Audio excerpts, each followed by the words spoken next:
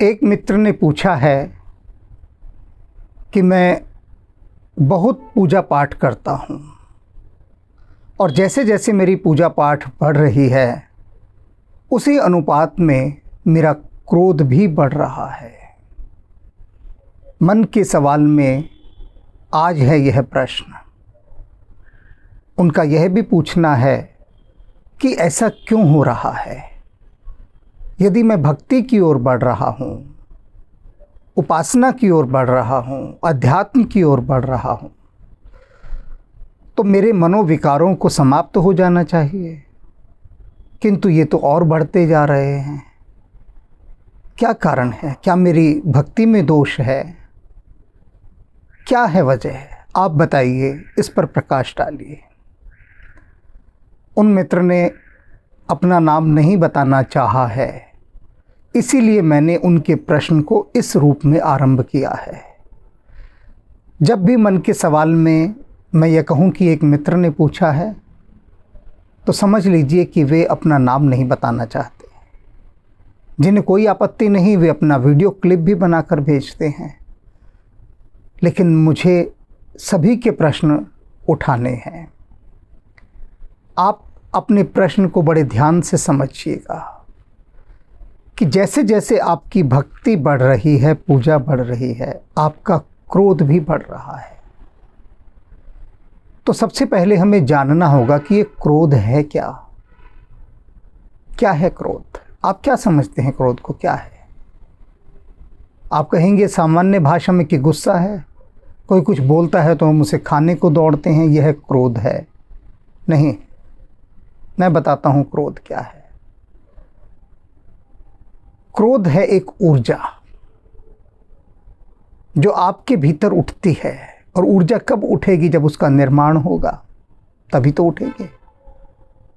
आप भक्ति में डूब रहे हैं, पूजा उपासना में डूब रहे हैं, तो उसका जो परिणाम आएगा, बाय प्रोडक्ट, वह आएगा कि आपके भीतर शक्ति का जन्म होगा। स्वाभाविक है, कोई बड़ी बात नहीं है, सभी के साथ होता है। आप यदि व्यायाम करते हैं तो शरीर पुष्ट होता है, शक्तिशाली होता है, सहज स्वाभाविक है। आप भक्ति कर रहे हैं, पूजा कर रहे हैं, तो भीतर शक्ति का जन्म होगा। अब हुआ क्या कि शक्ति का तो जन्म हो गया, अब शक्ति ठहरती नहीं है, ऊर्जा कभी ठहरती नहीं। ऊर्जा मार्ग खोजती है अपने को खर्च करने का, व्यय करने का। ये सबसे बड़ी बात है।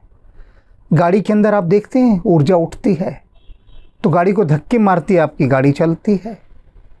कार, मोटर इत्यादि जितनी चीज़ें हैं वे कैसे चलती हैं? ऊर्जा के धक्कों से ही तो चलती है ना। भाप का इंजन आपने देखा होगा, उसमें आग जलती है तो शक्ति पैदा होती है। शक्ति से पानी उबलता है, पानी उबलकर भाप बनता है, और भाप उसके बाद एक वैज्ञानिक यांत्रिक प्रक्रिया के भीतर से जब यात्रा करता है तो कितने रेल के डब्बों को खींच कर ले जाता है, कितने रेल के डब्बों को। तो भाप के इंजन से उठी ऊर्जा करुणा और प्रेम में बदल जाती है। वो गुस्से में नहीं बदल रही, क्योंकि वह लोक कल्याण कर रही है। अब होता क्या है? वही ऊर्जा यदि बम में परिवर्तित हो जाए तो वो कितना विनाश करती है। ऊर्जा ही है, समान ऊर्जा है, कोई अंतर नहीं। अंतर सिर्फ इस बात का है कि उसका रूपांतरण किस रूप में किया गया। आपके साथ क्या होता है उसे जान लीजिए। बाकी सब उदाहरण तो केवल समझाने के लिए थे। असल चीज़ अब आपकी ज़िंदगी पर आती है कि जब पूजा पाठ इत्यादि करने के बाद आपके भीतर ऊर्जा का जन्म हुआ, तो जो सहज स्वाभाविक गुण रहा होगा पहले का, कभी वह गुस्सा, अब उस क्रोध को एक रास्ता मिला, एक घोड़ा मिल गया। समझ लीजिए, ये समझ लीजिए कि जो आपके भीतर जो क्रोध था वो एक दुबला पतला आदमी था। अब उसे ऊर्जा का एक घोड़ा मिल गया और वो उस पर सवार हो गया, ताकतवर बन गया। उसे जो ऊर्जा का घुड़सवार मिला तो क्रोध हावी हो गया सब पर। अब करना क्या है, उसे घोड़े से नीचे फेंकना है। कैसे फेंकेंगे? ऊर्जा उठी आपके अंदर। अब किसी ने कुछ भी कहा आपके विरोध में, याद रखिएगा आपके भीतर क्रोध तभी उठेगा जब कोई आपके विरोध में बात करेगा। आप पूजा कर रहे हैं, पूजा करके उठे और उठकर आकर जैसे आए, आपकी बहू रानी ने आपके पैर छुए, आपके बेटे ने पैर छुए, तो क्या आप क्रोध करेंगे उन पर? आशीर्वाद देंगे, प्रसन्न हो जाएंगे, क्योंकि आपके भीतर की ऊर्जा के पास जो गुस्सा खड़ा है, उस गुस्से को कोई विरोध नहीं मिला। आपका गुस्सा देखेगा कि ये तो मेरी बहू है, मेरा बेटा है, ये तो मेरे पैर छू रहे हैं। अब पैर छू रहे हैं तो उसमें गुस्सा करने की तो कोई बात ही नहीं, आप आशीर्वाद देंगे। वो खोजेगा कारण, कोई ऐसा कारण मिले कि कोई उसके विरोध में कुछ कहे, उसकी इच्छा के विरुद्ध कुछ कहे और वो भड़के। तो जब भी ऐसा अवसर आए, जब भी, जैसे आपने बताया मुझे कि आप छोटी छोटी बातों पर भड़क उठते हैं कि आपको समय से यदि नाश्ता ना दिया जाए तो आप अपनी पत्नी पर चिल्लाने लग जाते हैं। अब ये जो हिस्सा है इसे समझिए। ऐसी बात तो है नहीं कि आपको खाना नहीं मिलेगा, नाश्ता नहीं मिलेगा, थोड़ी देर हो रही है ना, उसी देरी में आप चिल्लाते हैं क्योंकि वो बिदक गया आपका जो क्रोध है। जब ऐसा अवसर आए, धीरे धीरे से आप ध्यान में उतर जाइए। प्रतीक्षा करनी है ना, तो प्रतीक्षा में आपका जो वो गुस्सा है वो क्या करेगा? वो ऊर्जा को भड़काएगा कि बोल अनाप शनाप, हल्ला मचा, चिल्ला, कुछ क्लेश का सृजन कर घर में। वो सुझाव देगा ऐसे, और आप तत्काल उसके सुझाव मान लेते हैं। जब भी ऐसा अवसर आए कि भीतर आग भड़कने लगे, तो जिस पूजा पाठ से आप उठकर आए हैं ना, उसी पूजा पाठ में फिर से डूबने लग जाइए, क्योंकि वह है वर्षा, सिमरन है वर्षा। जब भी कुछ ऐसा होने लगे कि आपको लगे कि आप अब गुस्सा करेंगे, बहुत ज़बरदस्त गुस्सा करेंगे, तो उसी समय आप जाप करने लग जाइए। जिसको भी आप मानते हैं उसका जाप। और जाप कैसे? बहुत तेज़ी से, इतनी तेज़ी से कि बीच में कोई गैप ना आए, कोई अंतराल ना आए, एक के ऊपर एक ओवरफ्लोइंग, जैसे पंखा चलता है ना, घूम रहा है तेज़ी से, ऐसे तेज़ी से मन ही मन में स्पीड से जाप चलाइए, पूरी तेज़ गति से, जैसे कि कोई सुपरफास्ट या बुलेट ट्रेन जा रही हो, इतनी तेज़ी से जाप। तो उस जाप की ऊर्जा जैसे घूमेगी ना, उसका चक्का जैसे घूमेगा, वह जो आपकी ऊर्जा उठी थी वो उसके साथ घूमने लगेगी और आपके भीतर उठते उस क्रोध को दूर फेंक के मार देगी।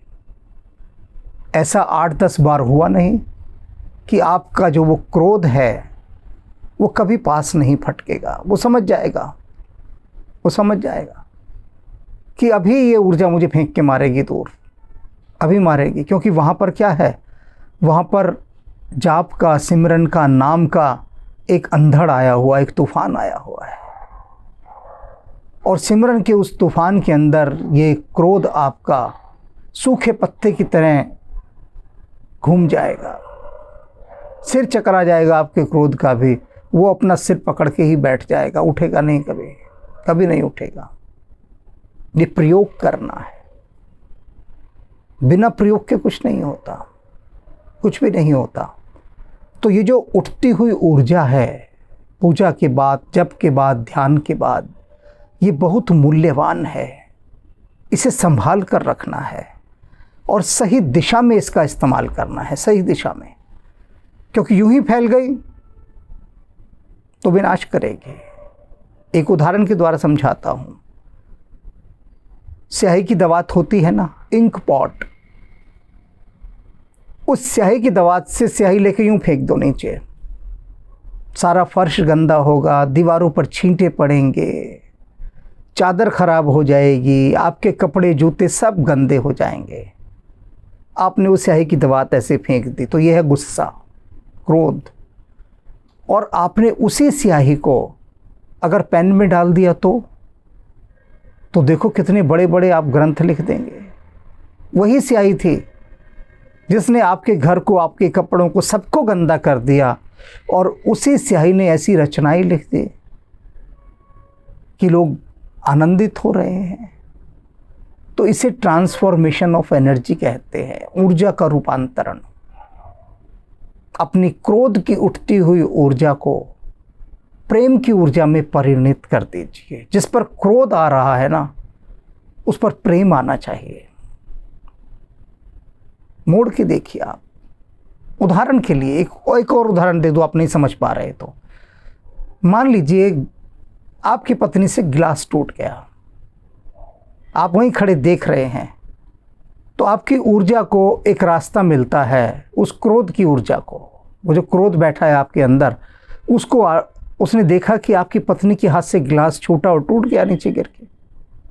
अब वो चिल्लाएगा आपके माध्यम से, पागल हो गई है, अंधी है, दिखाई नहीं देता, गिलास तोड़ दिया तूने। ये सारे वाक्य देखना, वो भड़केगा एकदम कि गिलास तोड़ दिया तूने। क्रोध के उठे हुए वाक्य को देखना कि गिलास तोड़ दिया तूने, जैसे उसने जानबूझकर फेंक कर मारा हो, तोड़ दिया। गिलास टूट गया तुमसे और गिलास तोड़ दिया तुमने, दोनों में बहुत फर्क है, बहुत फर्क है।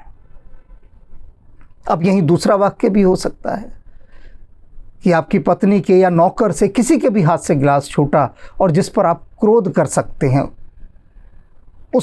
उसको लेकर जिस पर आप क्रोध कर सकते हैं, तो आप उस समय दूसरे वाक्य बोलिए कि गिलास टूट गया, कोई बात नहीं, चिंता नहीं, तुम्हें चोट तो नहीं लगी, तुम ठीक हो, गिलास उठाओ, समेटो और उसे फेंक दो। ध्यान रखना तुम्हारे हाथ में कांच ना लगे गिलास बटोरते समय, वो टुकड़े उठाते समय, ये ध्यान रखना। ये वाक्य जब तुम बोलोगे अपने भीतर से, तो क्या होगा, वो जो क्रोध की ऊर्जा थी वो प्रेम के अंदर रूपांतरित हो जाएगी और स्वयं तुम एक गहरी शांति से भर जाओगे, एक सकारात्मक ऊर्जा से भर जाओगे। मन आनंदित हो जाएगा, क्योंकि क्रोध करने के बाद मन पछताता है, बहुत पछताता है, क्योंकि आग लगी है ना भीतर। क्रोध करने का मतलब है कि आपने अपने भीतर आग लगाई। आग लगाएंगे तो धुआं भी उठेगा, दुर्गंध भी आएगी। तो उस धुएं और दुर्गंध के कारण, उस जलन के कारण, उस ताप के कारण पछताता है आदमी, फिर क्यों गुस्सा किया मैंने। हर गुस्सा करने वाला, हर क्रोध करने वाला बाद में सोचता है कि दिमाग खराब हो गया मेरा, क्यों मैंने गुस्सा किया। हर एक कोई सोचता है, कोई कह भी देता है, ज़्यादातर चुप रहते हैं अपने पछतावे को लेकर, वो पछताते नहीं, कहते हैं हमने ठीक गुस्सा किया है, जबकि भीतर पछता रहे होते हैं। क्योंकि क्रोध करने के बाद तो पछताना ही शेष रहता है।